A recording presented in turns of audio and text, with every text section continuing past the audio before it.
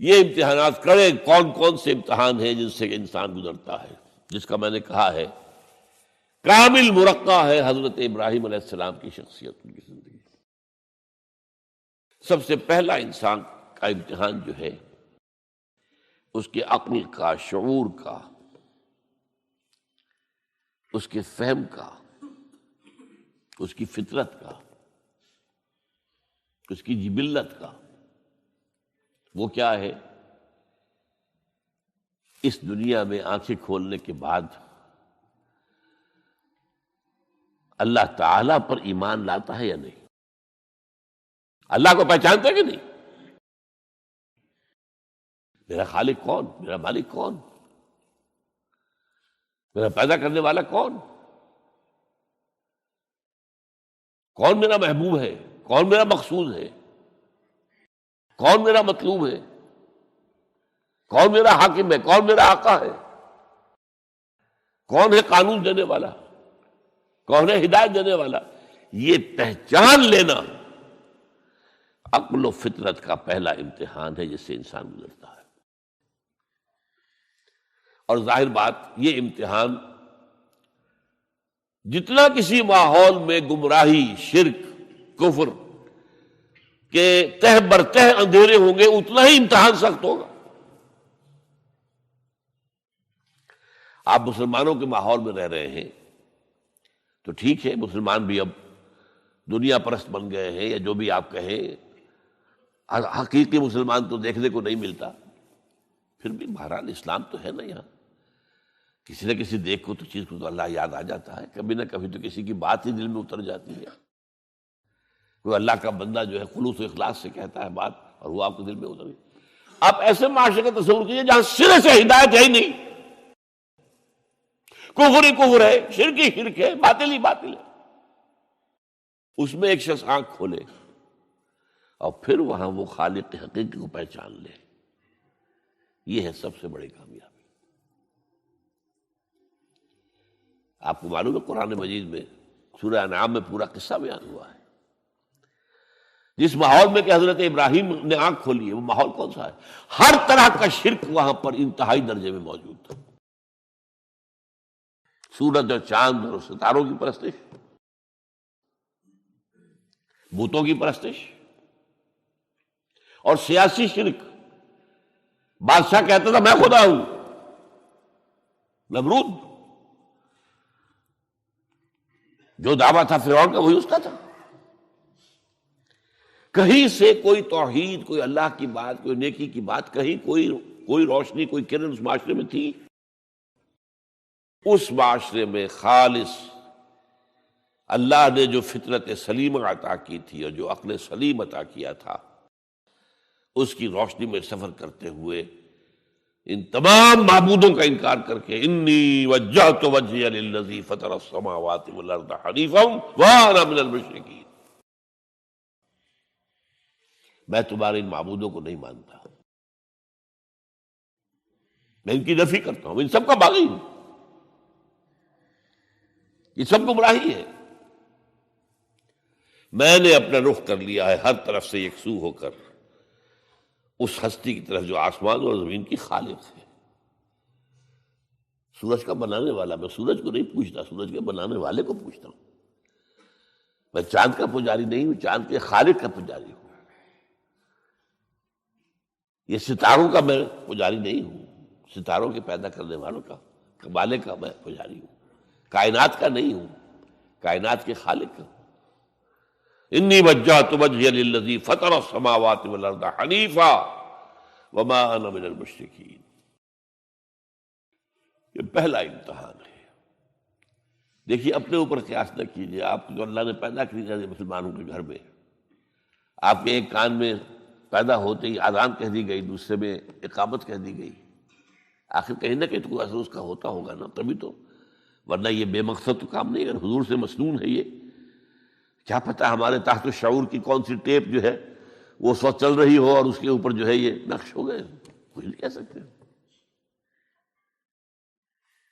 لیکن وہاں جو کچھ بھی نہیں تھا، کفری کفر، سیاسی شرک، مذہبی شرک، ستارہ پرستی کا شرک، بت پرستی کا شرک۔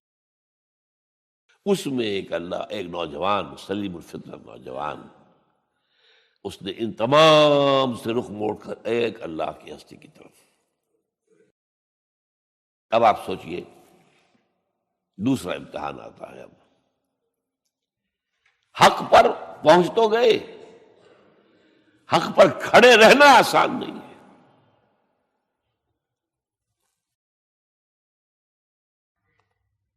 اس کے لیے امتحانات آئیں گے، آزمایا جائے گا۔ الف لام میم احسب الناس ان یترکوا ان یقولوا آمنا وهم لا یفتنون وَلَقَدْ فَتَنَّا الَّذِينَ مِن قَبْلِهِمْ فَلَيَعْلَمَنَّ اللَّهُ الَّذِينَ صَدَقُوا وَلَيَعْلَمَنَّ الْكَاذِبِينَ۔ ہم تو آزماتے ہیں، پھر تم نے کہہ تو دیا ربی اللہ، اچھا آپ دیکھتے ہیں، تمہیں جانچیں گے، پرکھیں گے، امتحان لیں گے تمہارا۔ وہ امتحان کیا تھا؟ اسی کو کہا نا سورۃ حامیم سجدہ، ان الذین قالوا ربنا اللہ ثم استقاموا، بے شک وہ لوگ جنہوں نے کہا ہمارا رب اللہ ہے اور پھر جم گئے۔ یہ جم جانا جو ہے اس استقامت میں قیامت مضمر ہے۔ سب سے پہلے گھر میں جنگ ہوئی، باپ کہتا ہے ابراہیم کیا؟ اراغب انت عن آلہتی یا ابراہیم، اے ابراہیم یہ کیا، تم میرے آلہہ، میرے جو معبود ہیں ان سے تم نے روگردانی کر دی ہے؟ اور ابراہیم سمجھا رہے ہیں، یا ابت، ابا جان، انی قد جانی من العلم ما لم یاتک فاتبعنی اہدک صراطا سویا۔ ابا جان میرے پاس وہ علم آیا ہے جو آپ کے پاس نہیں آیا، مجھے اللہ نے وحی کے ذریعے سے ہدایت کاملہ عطا کر دی ہے، تو آپ کو میری پیروی کرنی پڑے گی۔ دیکھیے بات الٹی ہو رہی ہے، وہ باپ ہے، تم بیٹے ہو، وہ کہہ سکتا ہے میں نے اپنے یہ بال دھوپ میں سفید کیے، تم کل کے بچے، آج تم مجھ سے مانگ رہے ہو، مطالبہ کر رہے ہو۔ دلیل پہلے دے دی ہے، یا ابت انی قد جانی من العلم ما لم یاتک، وہ علم کا وہ شعبہ آپ کے پاس ہے ہی نہیں جو اللہ نے مجھے وحی کے ذریعے سے دے دیا ہے، لہذا آپ کو میری پیروی کرنی ہوگی۔ یا ابت لا تعبد الشیطان، ابا جان دیکھیں شیطان کی پیروی نہ کیجیے، انہ کان للرحمن عصیا، وہ تو رحمان کا بڑا گنہگار تھا، سرکش تھا، باغی تھا۔ یا ابت انی اخاف ان یمسک عذاب من الرحمن فتکون للشیطان ولیا، ابا جان مجھے بڑا اندیشہ ہے کہ آپ کہیں اللہ کی نگاہ میں شیطان کے ساتھیوں میں شمار نہ ہو جائیں اور پھر آپ پر اللہ کا عذاب نہ آ جائے۔ لیکن جواب کیا دیا باپ نے؟ اراغب انت عن آلہتی یا ابراہیم لئن لم تنتہ لارجمنک واہجرنی ملیا، اے ابراہیم میرے آلہہ، میرے معبودوں سے روگردانی کر رہا ہے، باز نہیں آؤ گے سنسار کر دوں گا، پتھر مار مار کے ہلاک کر دوں گا، اور نکل جاؤ، دفع ہو جاؤ میری نگاہوں کے سامنے سے۔ وہ فطرت سلیمہ کا حامل نوجوان کیا کہتا ہے؟ قال سلام علیک، اچھا ابا جان آپ پر سلامتی ہو، میں قال سلام علیک، میں جاتا ہوں، گھر چھوڑ کے جا رہا ہوں، لیکن میں اپنے رب سے آپ کے لیے دعا کروں گا کہ وہ آپ کو ہدایت دے، وہ مجھ پر بڑا مہربان ہے، مجھے امید ہے کہ وہ میری اس دعا کو رد نہیں کرے۔ اب اس سے آگے بات بڑھی، ابراہیم سوچتے ہیں کہ ان لوگوں کے اوپر کوئی تیشہ زوردار مارنا ہوگا، یہ جاگنے کو تیار نہیں ہے۔ میں ان سے کہتا ہوں تو ہاں کہتے ہیں، ہاں ٹھیک تو کہہ رہے ہو تم، لیکن نہیں بھائی یہ ہمارے آباء و اجداد کا دین ہے، اس پہ چلے آ رہے ہیں، کیسے چھوڑ دیں ہم؟ بات تو تمہاری ٹھیک لگتی ہے ابراہیم، تم بات تو صحیح کر رہے ہو، لیکن سورہ عنکبوت میں فرمایا مودۃ بینکم فی الحیات الدنیا، حضرت ابراہیم نے کہا تم اپنے دنیا کی زندگی کی محبتوں کی وجہ سے جھگڑے ہوئے ہو، ورنہ تمہیں معلوم ہے میں نے کھول دیا تم پر کہ یہ سب بکواس ہے، یہ تمہارے عقائد جو ہیں بے بنیاد ہیں، لیکن دنیاوی محبتیں یہ تعلق جو ہے تمہیں کھڑا کیے ہوئے ہے۔ جب انہوں نے دیکھا کہ ان پر، وہ اقبال کا شعر ہے کہ پھول کی پتی سے کٹ سکتا ہے ہیرے کا جگر، مرد ناداں پر کلام نرم و نازک بے اثر۔ مرد ناداں پر کلام نرم و نازک، اس کے اوپر تو وہ ہتھوڑا چلانا پڑتا ہے، وہ ہتھوڑا چلانے کی سوچی۔ ان کا کوئی تہوار آ رہا تھا جس میں جا کے باہر میدان میں جا کے کوئی پوجا کرنی تھی کسی خاص ستارے کی، اور پورا شہر خالی ہو جانا تھا۔ حضرت ابراہیم نے کہا میری طبیعت تو ٹھیک نہیں، میں تو آپ لوگوں کے ساتھ نہیں جاؤں گا، آپ جائیے۔ سب چلے گئے، پورا شہر خالی ہو گیا۔ اب انہوں نے ہاتھ میں ہتھوڑا لیا، وہ بت خانے میں گھس گئے اور سب بتوں کو توڑ کے چورا چورا کر دیا۔ لیکن طبیعت میں ایک عجیب قسم کا ایک مٹھاس والا مزاح تھا، تو اس ایک سب سے بڑے بت کو چھوڑ دیا اور اس کے کندھے پر وہ تیشہ رکھ دیا۔ اب جو وہ رات کو واپس آئے ہوں گے، آپ سوچئے ذرا، آج بھی ہندوستان کے شہر متھرا میں یا بنارس میں کہیں بتوں کے ساتھ کے کوئی حشر کر دے تو کیا قیامت آئے گی۔ کیا کیا؟ من فعل ھذا بآلہتنا، کون ہے وہ جس نے ہمارے معبودوں کا یہ حشر کیا ہے؟ بہت کچھ کر کے کچھ لوگ ہاں ہم سنتے تھے، ایک نوجوان جو ہے وہ کچھ ان کا ذکر کیا کرتا تھا ان بتوں کا کہ ان میں کچھ نہیں ہے، کچھ نہیں ہے، کچھ باغیانہ خیالات کا اظہار کیا کرتا تھا وہ ابراہیم۔ بلاؤ، حاضر کیا گیا۔ یا ابراہیم انت فعلت ھذا، کیا اب تم نے یہ؟ مجھ سے کیا پوچھتے، اس بڑے بت سے پوچھو، اس سے پوچھو، بھائی سارے ٹوٹے ہوئے، یہ سالم کھڑا ہے۔ اور نمبر دو، جسے کہتے ہیں پولیس کی اصطلاح میں آلہ واردات، قتل کیا تھا تو کس چیز سے کیا تھا وہ بھی برآمد ہو گیا، وہ چھری بھی مل گئی ہے، اس پر خون کے دھبے ہی ہیں۔ اور آج تو آپ کو معلوم ہے کہ خون کے قطرے سے بھی پتہ چل جاتا ہے کہ کس کا خون تھا، جینیٹکس کے ذریعے سے۔ تو اس نے کیا ہوگا کہ ابراہیم عقل کے ناخن لو، ان سے پوچھیں، یہ بات کرتے کوئی؟ اف لکم، تف ہے تم پر، تم پوچھتے ہو ان کو جو بات تک نہیں کر سکتے، جو اپنا دفاع نہیں کر سکتے، جو اپنے آپ کو بچا نہیں سکتے۔ ایک عام انسان بھی دفاع کرتا ہے اپنا۔ فرجعوا الی انفسہم، اب انہوں نے اپنے اندر دلوں کی طرف دھیان کر کے سوچا کہ واقعی ابراہیم صحیح کہتا ہے، لیکن پھر لوٹے، پھر وہ عصبیت، پھر وہ آباء و اجداد کے ساتھ تعلق، پھر وہ معاشرتی نظام۔ انہوں نے کہا بس اس کو قتل کرو، اب اس کو ختم کر دو۔ یہ اس کو فیس کرنا، آپ سوچ لیجیے یہ کتنے بڑے امتحان کی بات تھی، کتنے بڑے جگر کی بات تھی۔ اچھا، چونکہ وہاں نظام بھی تھا، بادشاہ کے دربار میں حاضری ہو گئی۔ ابراہیم، ہم نے سنا تم ہمارے سوا کسی کو خدا مانتے ہو؟ جی ہاں۔ کون ہے وہ خدا؟ فرمایا میرا رب وہ ہے جو زندہ رکھتا ہے اور مارتا ہے، ربی الذی یحیی و یمیت، الان کا وہی امید، میں بھی زندہ رکھتا ہوں اور مارتا ہوں۔ فوراً جو ہے حکم دیا، جیل خانے سے 2 قیدیوں کو بلایا، ایک کی گردن اسی وقت مار دی، دیکھو میں نے مروا دیا کہ نہیں، ہے نہیں میرے پاس اختیار، اور ایک کا جاؤ اسے چھوڑ دیا۔ تو میں خدا ہوا کہ نہیں؟ حضرت ابراہیم نے سمجھ لیا کہ اب یہ جس قسم کی کچھ بحثی میں آگے آئے، یہاں بھی کوئی ہتھوڑا چلانا پڑے گا۔ فرمایا فإن اللہ یاتی بالشمس من المشرق فأت بہا من المغرب، میرا رب وہ ہے جو مشرق سے نکالتا ہے سورج کو، تم خدا ہو تو ذرا مغرب سے نکال کے دکھاؤ۔ فبہت الذی کفر، تو وہ جو کافر تھا مبہوت ہو کر، اب کیا کہ آئیں بائیں شائیں، فبہت الذی کفر۔ لیکن میں یہاں پہ جو زور دے رہا ہوں، آپ اس ہمت، اس قوت ارادی کا اندازہ کیجئے کہ جو ایک بڑے زبردست بادشاہ کے میں سامنے کھڑے ہو کر یہ بات کر رہا ہے، اور ڈٹ کر رہا ہے، آنکھوں میں آنکھیں ڈال کر رہا ہے۔ ان الذین قالوا ربنا اللہ ثم استقاموا، تتنزل علیہم الملائکۃ الا تخافوا ولا تحزنوا وابشروا بالجنۃ التی کنتم توعدون. یہ کیفیت. تو پہلا امتحان تو ہے ان مادی غلافوں میں لپٹے ہوئے ہونے کے باوجود حق کو پہچان لینا.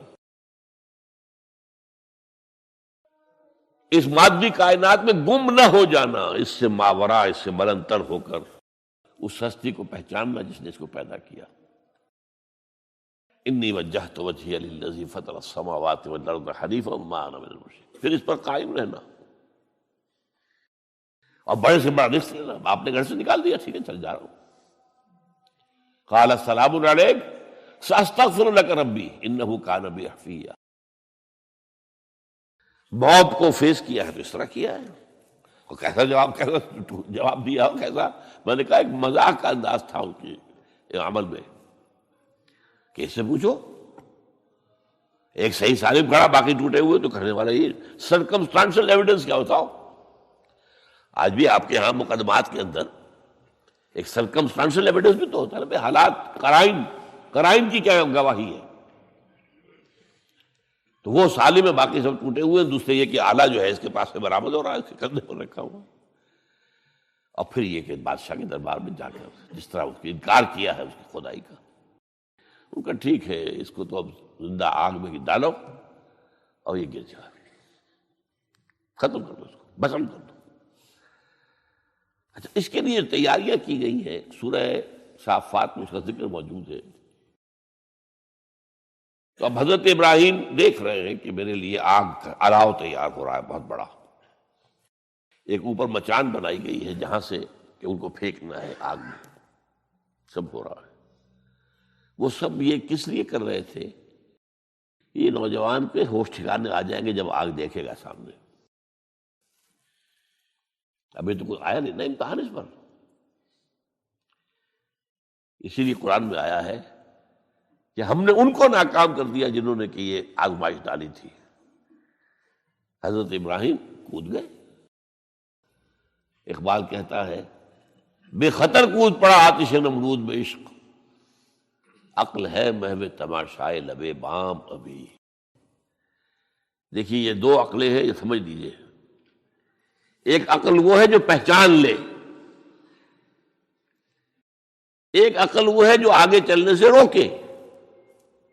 دیکھو جواب ٹھیک نہیں، تمہارا کیا کر رہے ہو؟ اپنی جان سے کھیل رہے ہو، جان سے چلے جاؤ گے. تو عقل جو ہے ایک معنی میں وہ حقیقت کو پہچاننے میں مددگار ہے، اگرچہ منزل تک نہیں پہنچا سکتی. گزر جا عقل سے آگے کہ یہ نور چراغ راہ ہے، منزل نہیں ہے. پاس چراغ رکھا ہے تو روشنی تو ہو جائے گی نا، کچھ نہ کچھ دکھا دے گی. بس یہ چراغ راہ ہے، یہ آخری منزل تک عقل نہیں پہچان سکتی. یہ تو فطرت انسانی ہے، قلب ہے، روح انسانی ہے، وہ پہچانتی ہے. اور عقل گو آستان سے دور نہیں، اس کی قسمت میں پر حضور نہیں، حاضری نہیں ہوتی وہاں. اللہ تک پہنچانے والی شے عشق ہے، اللہ کی محبت ہے. آگے چلنے سے تو عقل روکتی. عقل کا لفظ جو ہے وہ اس سے پہلے یقیناً کئی مرتبہ میں نے یہاں پہ بیان کیا ہوگا. عقل کے معنی ہے روکنے والی. یہ جو سعودیز جو ہے وہ اپنے سروں کے اوپر ایک باندھتے ہیں، کوئی سنہری رنگ کا ہوتا ہے، کچھ ہوتا ہے اس رومال کے اوپر. اس کو اقال کہتے ہیں، اقال. یہ ان کی پرانی بدویانہ، جب ان کو کھانے پینے کو بھی نہیں ملتا تھا، بھوکے پیاسے ننگے پاؤں ننگے بدن رہتے تھے، اس وقت ایک رواج ہے. ان کی ساری زندگی جو ہے گھومتی تھی اونٹ کے گرد. اونٹی کا گوشت کھا لینا ہے، اونٹی کا دودھ پی لینا ہے، اونٹ کے اوپر سواری کر لینی ہے، اونٹ کی کھال سے جو ہے وہ خیمے بنا لینے ہیں، اونٹ کے بالوں سے اپنے لیے کوئی کمبل بنا. اونٹ ہی اونٹ تھا. جیسے ہمارے یہاں پنجاب میں جس علاقوں کو کہا جاتا ہے جو جانگلی علاقہ، وہ بھینس ہی بھینس تھی، بھینس کا کلچر تھا وہاں. بھینس کا دودھ پی لیا، بھینس کے مکھن سے کھا لیا، لسی سے نہا لیے، اور یہ ساری چیزیں جو ہے بھینس کا گوشت کھا لیا. بھینس ہی بھینس تھی. اور کیا تھا؟ یہ مج کلچر تھا یہاں کا سارا، یہ جو آپ کے ہاں جانگلی کہلاتے ہیں، یہ تو آباد کار آئے ہیں جلندھر سے، ہوشیارپور سے، گرداسپور سے، وہ آباد کاروں نے آ کے پھر یہاں پر جو ہے وہ ساری چیزیں بتائی ہیں، ورنہ یار کس کو جانتے، گڑ کی نہیں جانتے، گڑ کس بلا کا نام نہیں جانتے، چینی تو بہت دور کی بات ہے، گڑ نہیں جانتے۔ تو ان کا کیا معاملہ تھا؟ اونٹ ہے۔ اب اونٹ کا یہ ہے کہ جب بدو سواری کر کے جا رہا ہے، ایک جگہ پر اترا ہے، کچھ اسے پیشاب کرنا ہے، کچھ اور کرنا ہے، اب اس خطرے سے کہ کہیں اونٹ بھاگ نہ جائے، اس کے ایک گھٹنے کو ایک رسی سے باندھ دیتا تھا۔ اب 3 پاؤں رہ گئے، 3 پاؤں سے اچک تو سکتا ہے، وہ بھاگ تو نہیں سکتا، تو اچک کر وہ اگر کہیں آس پاس درخت ہے، کیکر کا درخت ہے، تو وہ ناشتہ کچھ کر لے، کھا لے، کوئی حرج نہیں ہے، ایک بھاگے نا۔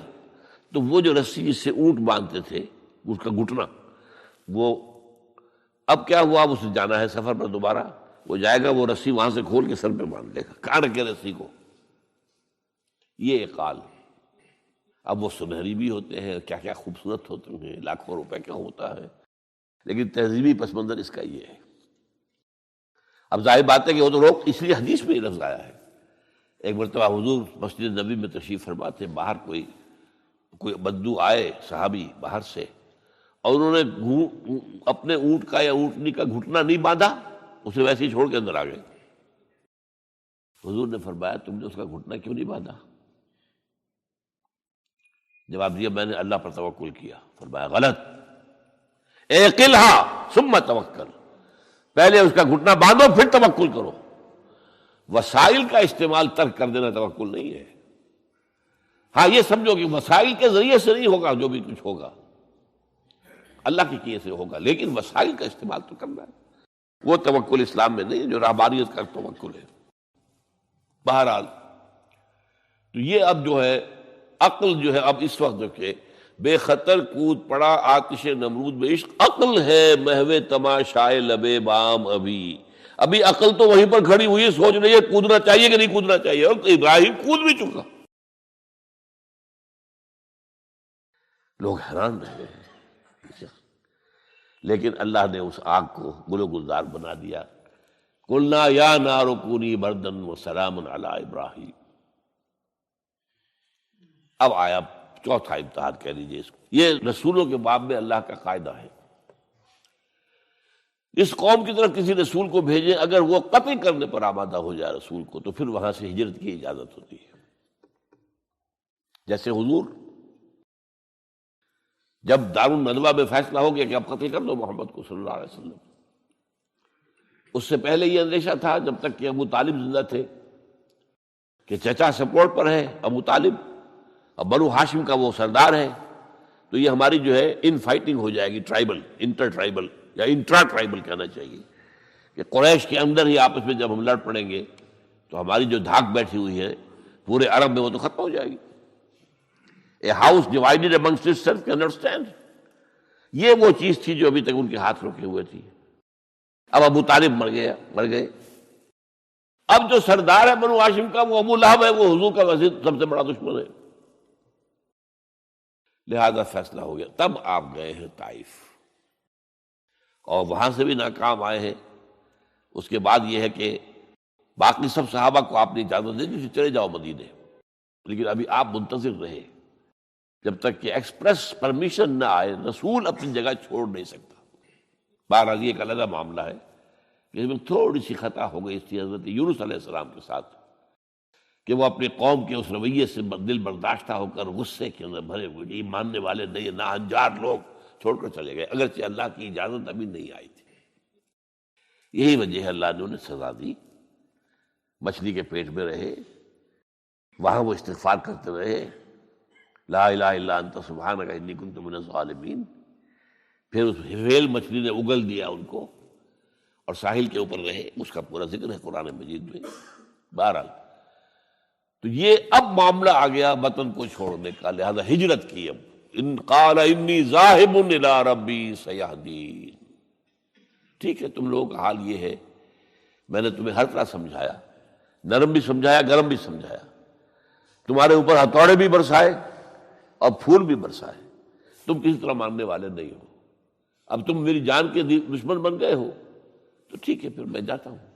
انی ذاہب اللہ ربی سیہدین رب ہب لی من الصالحین. ایک دعا اور نکل آئی اس وقت دل سے، اے اللہ مجھے صالح اولاد عطا فرما. 80 برس سے تجاوز ہو چکی تھی عمر، اولاد نہیں تھی.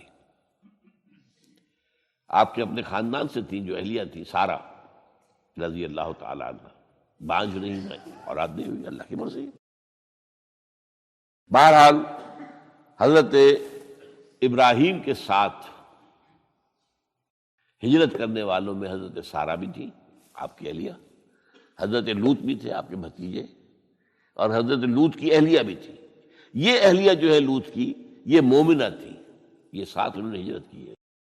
بعد میں جب انہیں اللہ تعالیٰ کے حکم سے حضرت ابراہیم نے بھیج دیا سدوم اور عامورہ کی بستیوں کی طرف، تو وہاں شاید معلوم ہوتا کوئی اور شادی کی ہے، وہ کافرہ رہی، اور اس نے جو ہے حضرت لوط کے ساتھ جو ہے خیانت کا معاملہ کیا، وہ ایک علیحدہ معاملہ ہے. بہرحال اس وقت جو دعا کی رب ہب لی من الصالحین، اس کے جواب میں اللہ نے فوراً ہم نے اسے ایک غلامن فبشرناہ بغلام حلیم، ہم نے انہیں بشارت دے دی ایک بہت ہی بردبار، حلیم الطبع، متحمل مزاج بیٹے کی. یہ اسماعیل کی تعریف ہے. نوٹ کر لیجیے گا، دوسرے بیٹے ہوئے حضرت سارہ کے بعد میں، ان کو کہا گیا ہے غلام علیم عالم. حضرت اسماعیل کے لیے کہا گیا ہے غلام حلیم، بہت بڑے حلیم، متحمل مزاج، بہت بادشاہ. اس کا بھی تھوڑی سی داستان بیان کر دوں. حضرت سارہ کہاں کہ یہاں اولاد نہیں تھی. حضرت ابراہیم ہجرت کر کے آئے تھے، کہاں سے پیدا کہاں ہوئے تھے؟ شہر یہ جو عراق کا اس وقت کا سب سے بڑا شہر تھا، صدر مقام تھا، وہاں پیدا ہوئے تھے. وہاں سے ہجرت کر کے کہاں آئے؟ شام میں علاقہ، خاص طور پر فلسطین کا جو ہے کنعان، یہاں آ کر آپ نے ڈیرا اپنا جما لیا. اور اس کے قریب میں ہی 2 بستیاں تھیں جہاں پر کہ وہ سوڈومی والا معاملہ جو ہے آپ کو معلوم ہے، بدترین جو ہے گندگی تھی ان کے اندر، جہاں حضرت لوط علیہ السلام کو بھیجا. پھر انہوں نے ایک سفر کیا مصر کا. اس کی وجہ بھی سمجھ لیجئے، مصر میں اس وقت جو خاندان حکمران تھا وہ عرب تھا اصلا، وہ مصری نہیں تھے، وہ فرائضہ نہیں تھے، وہ مصر کے تھے، عرب سے آ کر لوگوں نے قبضہ کیا تھا. تو حضرت ابراہیم وہاں گئے، وہاں ان کی بڑی پذیرائی ہوئی. ایک حادثہ سا بھی ہوا کہ یہ اندیشہ تھا کہ کہیں حضرت سارہ بہت خوبصورت تھی، تو کوئی بادشاہ جو ہے، وہ بادشاہوں کے اپنے انداز ہوتے ہیں، تو کوئی جو ہے کوئی غلط حرکت نہ کرے. تو کہا کہ سارہ سے کہا کہ میں جب یہ مجھ سے پوچھے گا یہ کون ہے تو میں کہہ دوں گا میری بہن ہے. نہیں میں کہوں بیوی تو پھر تو وہ کہے گا ٹھیک ہے پھر یہ اب میں لیتا ہوں اس کو، بہن ہے. بہرحال اس میں جو بھی ہوا، اللہ تعالیٰ نے حضرت سارہ کی عزت بھی بچائی. وہ معجزہ دیکھا حضرت ابراہیم کی طرف سے جو اللہ نے پیش کیا، جیسے حضرت سارہ کو مصر کے بادشاہ کی اس غلط نیت سے بچائے رکھا. پھر اس شخص نے جو ہے اپنی بیٹی ہاجرہ یہ خدمت میں پیش کی.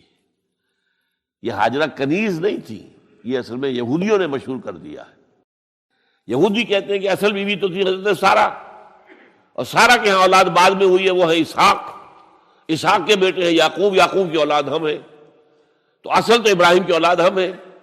ہاجرہ جو ہے تو کنیز تھی، لوڈی تھی، لہذا اس کی وہ عزت ہی نہیں. اسماعیل تو وہ عزت ہی نہیں، اسماعیل کا وہ مقام ہی نہیں.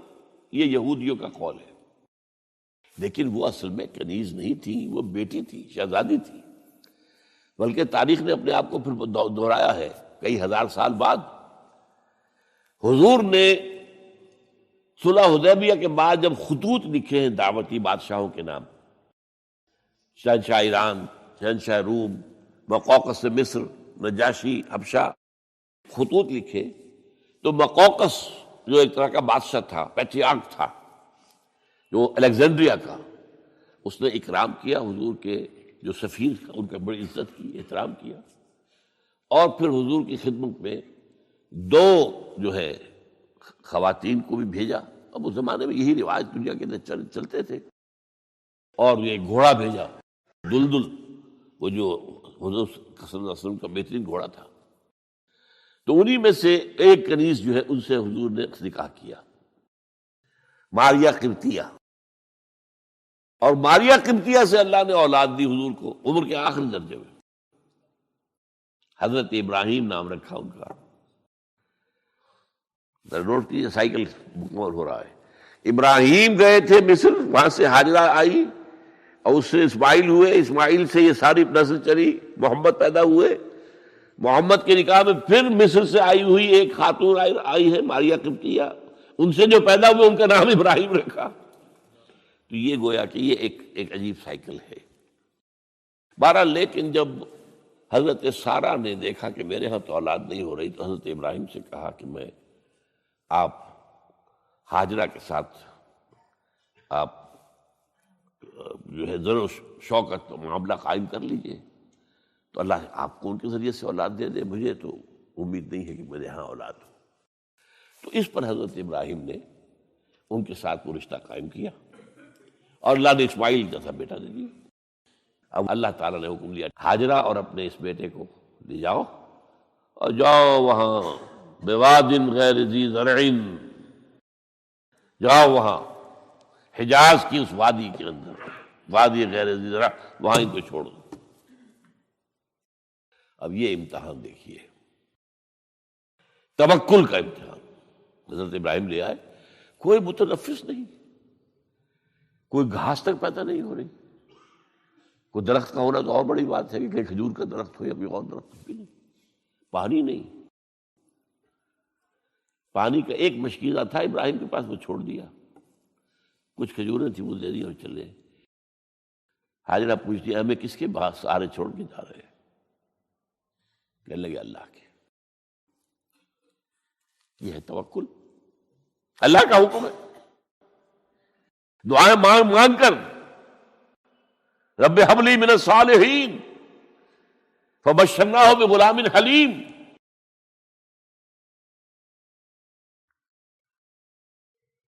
اب وہ بچہ آتے رہتے تھے، چکر لگاتے تھے. فلما بلغ معه السعی، جب وہ بچہ اسماعیل ان کے ساتھ بھاگنے دوڑنے کے قابل ہو گیا، کاموں میں ہاتھ بٹا رہا ہے، 13 برس کی عمر ہو گئی ہے، نوجوان. اب اندازہ کیجئے 100 برس کی عمر، بوڑھا آدمی، اولاد اب تک ہوئی نہیں تھی. یہ ایک اولاد مانگ مانگ کر دعا سے اللہ سے لی ہے. اب آخری امتحانات، اس سے آگے کوئی امتحان نہیں ہے. اس بوڑھے شخص کی نخل تمنا ہری ہو رہی تھی اپنے بیٹے کو دیکھ کر. فلما بلغ معه السعی قال یا بنی انی اری فی المنام انی اذبحک فانظر ماذا تری. کہتے ہیں حضرت ابراہیم بیٹے، میں مسلسل دیکھ رہا ہوں خواب میں کہ میں تمہیں ذبح کر رہا ہوں. تو دیکھو، غور کرو، تمہاری رائے کیا ہے؟ نبی کا خواب بھی وہی ہوتا ہے، اس میں کوئی شیطنت جو ہے، کوئی شیاطین جن و انس کی کوئی مداخلت نہیں ہو سکتی. پھر یہ کہ پے بپے 3 دن، یا بنی انی اری فی المنام انی اذبحک فانظر ماذا تری. اب جواب سنیے، وہ حلیم. یا ابت افعل ما تؤمر ستجدنی انشاءاللہ من الصابرین. ابا جان کر گزریے جو آپ کو حکم ہو رہا ہے. تومر ابرتا نہیں، تومر حکم ہو رہا ہے. جب 3 دفعہ آپ کو یہ حکم ہو گیا اللہ کی طرف سے تو پھر دیر کاہے پہ؟ یا ابت افعل ما تؤمر ستجدنی انشاءاللہ من الصابرین. آپ مجھے انشاءاللہ صابر پائیں گے. یہ وہ صابر اور حلیم ہونے کی شان ہے، جان دینے کے لیے تیار. اب یہاں بھی دیکھیے کہ یہودیوں نے اتنی تحریفیں کی ہیں. وہ ذبیح اللہ حضرت اسحاق کو کہتے ہیں. یہ بعد میں حضرت اسحاق پیدا ہوئے، 13 سال بعد، 100 برس کی جب عمر تھی حضرت ابراہیم کی تب ہوئے. اب وہ کہتے ہیں کہ ذبیح اللہ جو ہے وہ اسحاق ہے. یہ اسماعیل تھے۔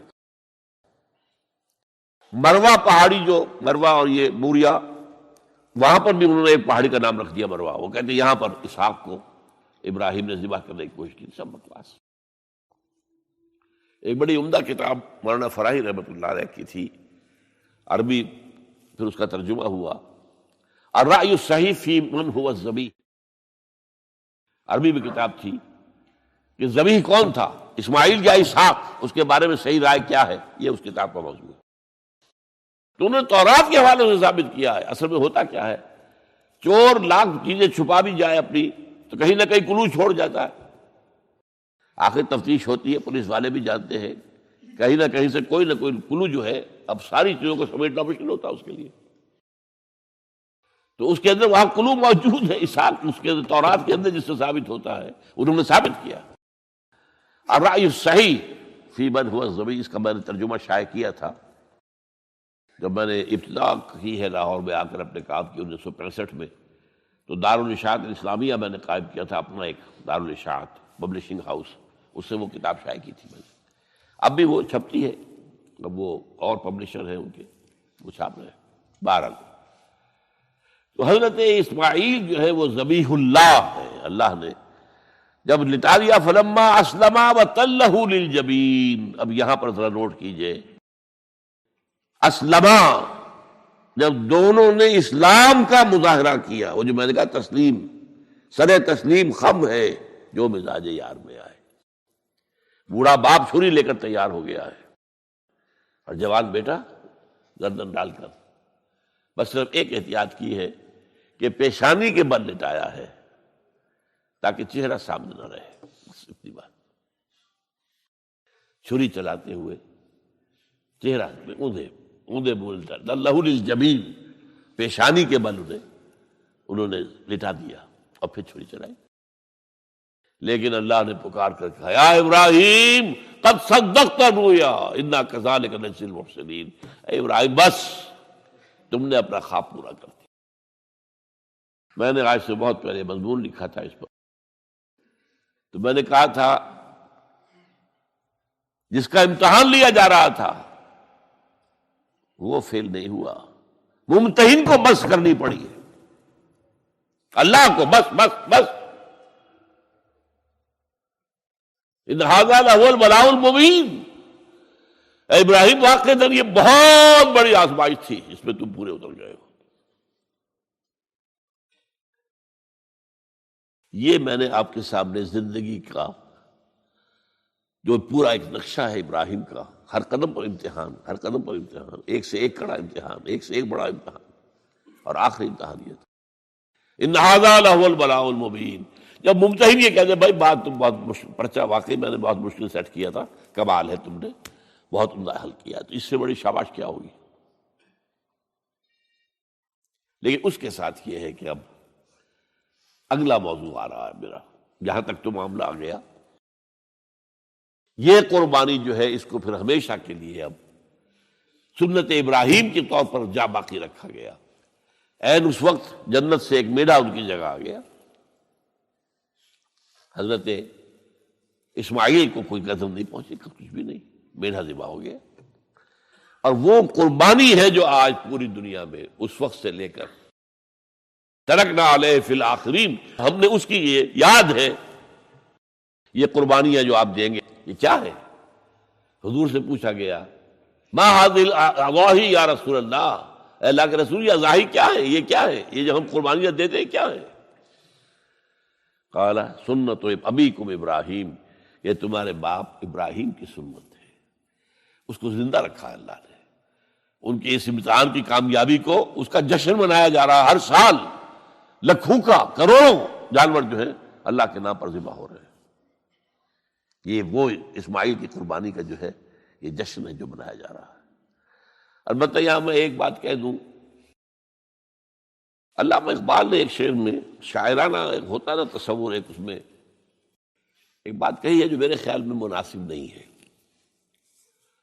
شعر تو بہت اچھا ہے، غریب و سادہ و عجیب، غریب و سادہ و رنگی ہے داستان حرم،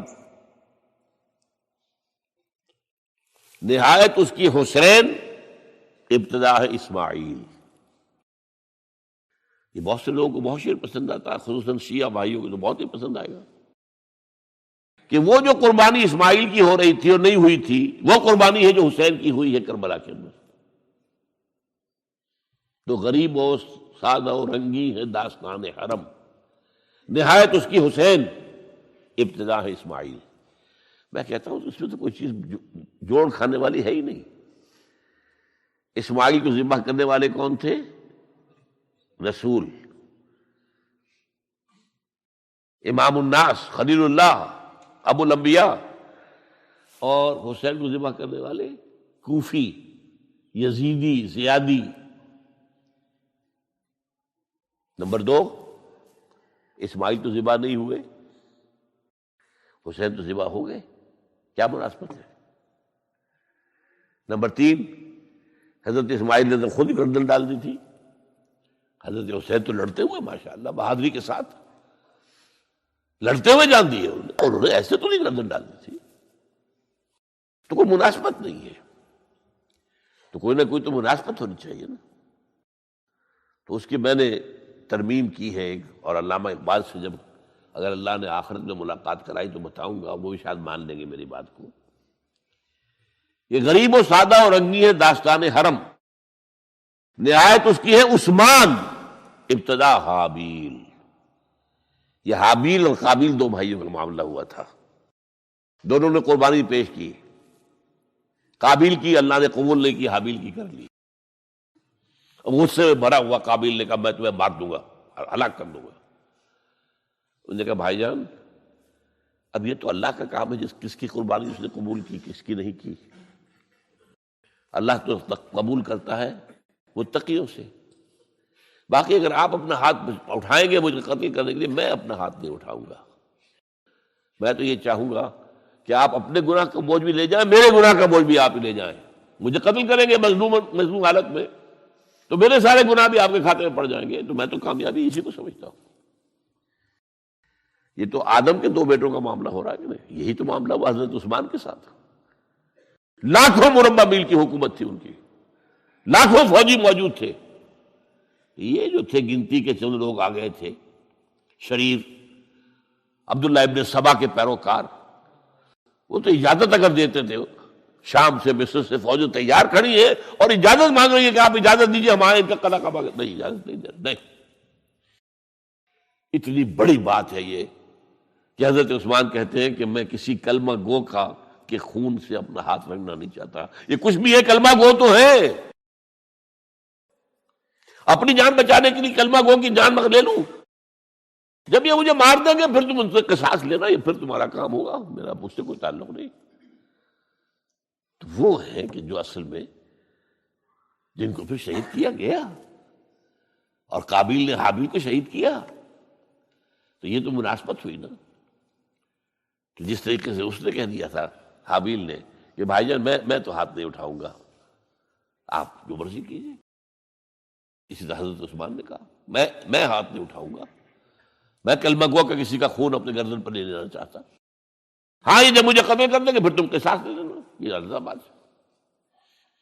تو میں نے اس شعر کو یوں کیا ہے. اب غریب و سادہ و رنگی ہے داستان حرم، پہلا مصرع تو یوں کا تو ہے، نہایت اس کی ہے عثمان، ابتدا حابیل.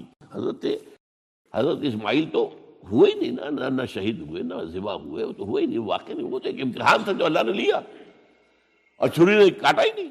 کہ ہم ہیں ہمیں بعد مکہ مدینہ کے تیرا حرم، قرۂ ارض پر محترم محتشم، تیری مٹی کو چھو جائے جس کی جبی، رب رحمان کا خاص اس پر کرم. چپ چپا تیرا نور کی کہکشاں، تیرا صخرہ و گنبد بہانا فری، تیرا صخرہ و گنبد بہانا فری. قبلہ اولی مشہد مرسلی، تیری نام